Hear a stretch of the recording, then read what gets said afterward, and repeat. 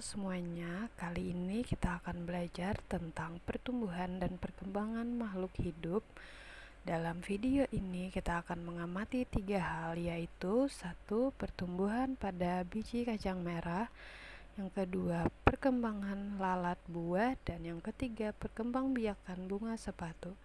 Yuk kita mulai dari tumbuhan kacang merah.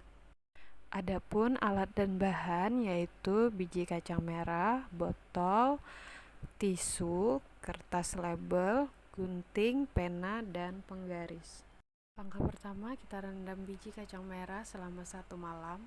Pada percobaan ini, kacang merah tidak ditanam di tanah, tapi menggunakan botol plastik bening yang diberi tisu basah. Tujuannya supaya kita bisa melihat proses pertumbuhan dari hari ke hari. Hari pertama, biji kacang merah diletakkan di antara kertas saring yang lembab. Air membantu biji menyerap air dan kulitnya menjadi lunak.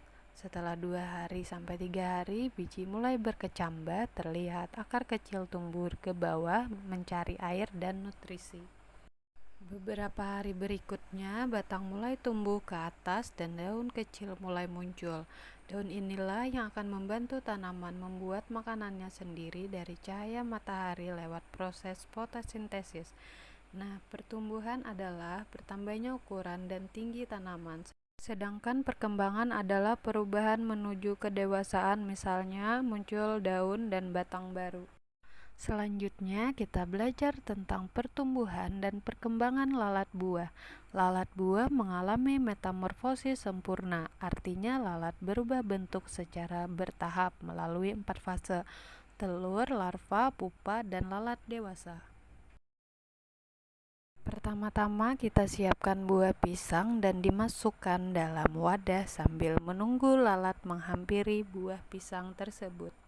Sudah terlihat ada beberapa lalat yang masuk, kemudian kita masukkan tisu dan kita tutup menggunakan plastik dan karet. Tidak lupa kita kasih ventilasi udaranya. Lalat betina biasanya meletakkan telurnya di buah yang matang.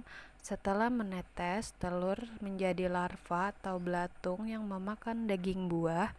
Setelah cukup besar, larva tersebut menjadi pupa atau kepompong.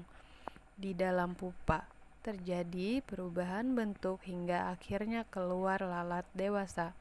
Proses ini menunjukkan bahwa lalat buah mengalami pertumbuhan atau bertambah besar sekaligus perkembangan atau perubahan bentuk dan fungsi tubuh.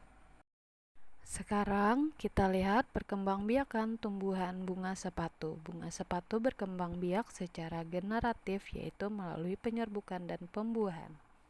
Adapun alat dan bahan yang saya gunakan yaitu penset, pisau, dan bunga sepatu.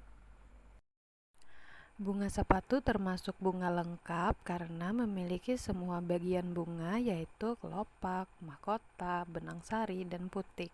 Selain itu, bunga sepatu juga disebut bunga sempurna karena memiliki alat kelamin jantan atau benang sari dan betina atau putik dalam satu bunga.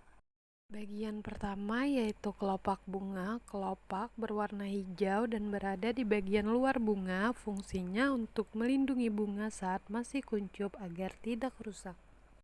Selanjutnya, mahkota bunga. Mahkota berwarna cerah seperti merah atau orange.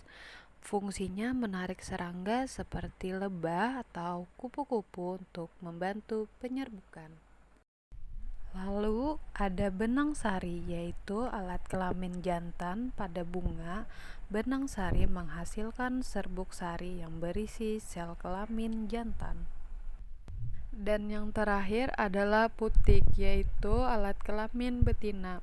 Putik berfungsi sebagai tempat menempelnya serbuk sari dan tempat terjadinya pembuahan. Jadi, bagian penting bunga sepatu adalah kelopak, mahkota, benang sari, dan putik, yang semuanya bekerja sama untuk membantu bunga berkembang biak. Baiklah, kita akan melakukan sayatan vertikal pada bunga sepatu. Ini adalah hasil sayatan vertikal bunga sepatu. Kalau kita belah dari atas ke bawah, terlihat bagian dalamnya. Di bagian luar ada kelopak dan mahkota yang melindungi serta memperindah bunga. Di tengah terlihat benang sari yang menghasilkan serbuk sari dan putik yang menjadi tempat terjadinya pembuahan. Melalui sayatan ini, kita bisa melihat struktur lengkap bunga sepatu dari luar sampai dalam. Dari semua pengamatan ini, kita bisa menyimpulkan bahwa setiap makhluk hidup mengalami pertumbuhan, perkembangan, dan perkembangbiakan. Kacang merah tumbuh dari biji, lalat buah, berubah bentuk melalui metamorfosis, dan bunga sepatu berkembang biak melalui penyerbukan. Semua proses ini menunjukkan bahwa makhluk hidup terus berubah dan berkembang agar dapat melanjutkan kehidupan. Terima kasih sudah menonton. Sampai jumpa di percobaan berikutnya.